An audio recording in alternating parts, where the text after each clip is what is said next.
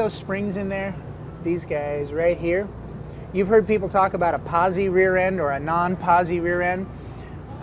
When a car goes around a corner, the outside wheel has to travel further than the inside wheel, so each car has a differential in the drive axle. This has a Positrack style because it's a high horsepower, high performance car. Those springs there push on clutches, which only allow one wheel to spin slightly faster than the other. So when you mash on the throttle, you look cool and you spin 2 tires, instead of looking like you borrowed your dad's over horsepowered Cadillac and you just spin 1 wheel.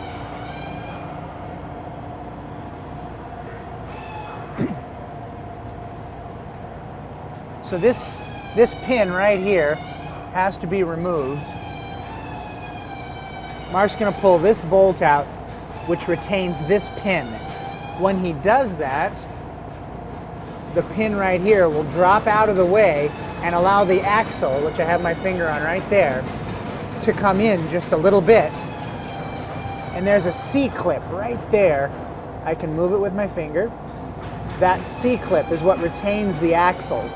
So he'll push the axle in a little bit after removing this center pin, and that C-clip will fall out.